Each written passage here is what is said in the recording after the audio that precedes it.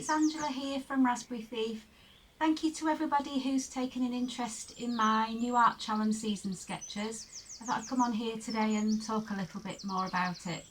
So it's going to be based around the Celtic Wheel of the Year. So this is an old calendar based around 4 Anglo-Saxon festivals that were based around solar events, the winter, summer solstice and both equinoxes, and 4 Celtic fire festivals.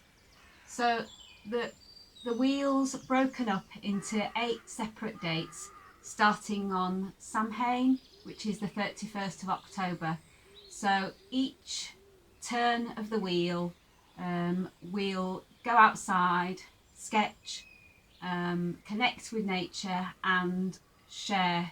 Hopefully you'll be able to share your sketches with the season sketches hashtag.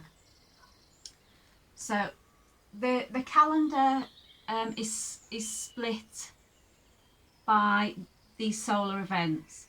So at the top of the calendar we have the winter solstice, which is the shortest day of the year, the summer solstice, the longest day of the year, and then either side of those we have the equinox. We've just had the autumn equinox here in the UK.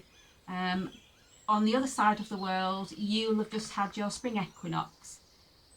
So for each season there are 2 celebrations. Each of the 4 seasons of the Northern Hemisphere there are 2 celebrations. So I understand this is based around the Northern Hemisphere, and like I say, in the Southern Hemisphere that will be flipped over.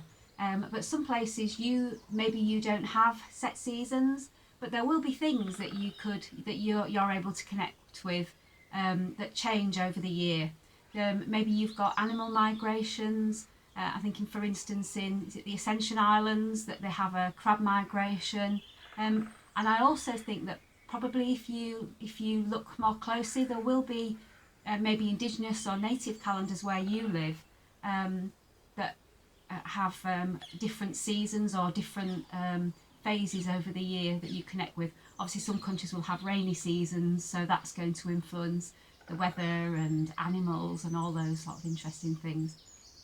So what I'd really like is if it's nature-based, seasonal artwork that you make.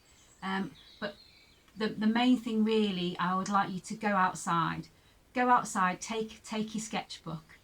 There's nothing that can replace being stood outside sketching. Here in February and even March, it'll be so cold that you can barely get a scribble down, but you'll remember that, and you'll remember the animals. This year just gone by, me and my youngest daughter on a Friday, we were going out every Friday and painting a branch on our apple tree, and it was just lovely hearing the sounds of the robins as they start, as the sounds changed from one month to the next.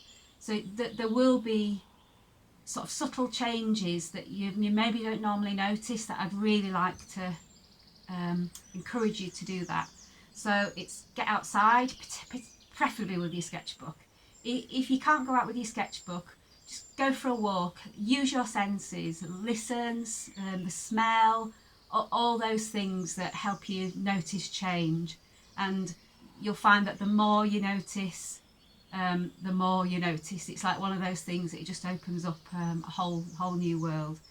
So get outside, connect, notice and sketch outside if possible. But if not, you can always take photographs or pick things up that you find. For instance, this time of year in the UK we have lots of leaves and seeds on the ground that you can bring home. Obviously if you can't get outside for whatever reason, then just use whatever you can out of a window. Just stop and sit, and there will be some trees or something outside of your window that you can use as a marker of change. So our first challenge will start on Samhain, which is the 31st, and I'll post a copy of the wheel and the dates on my website and on Instagram. I'll make them fairly flexible, so they're not on sort of set dates. It'll be over a weekend or 2 or 3 days. Yeah, so I'm also going to be setting up a membership site where I want to go further into using using the Celtic Wheel and nature journaling as a way to connect deeper with your surroundings. So yeah, thank you if you got this far. I really appreciate everybody's enthusiasm for it. It's been really exciting, and I'll speak to you soon. Thank you.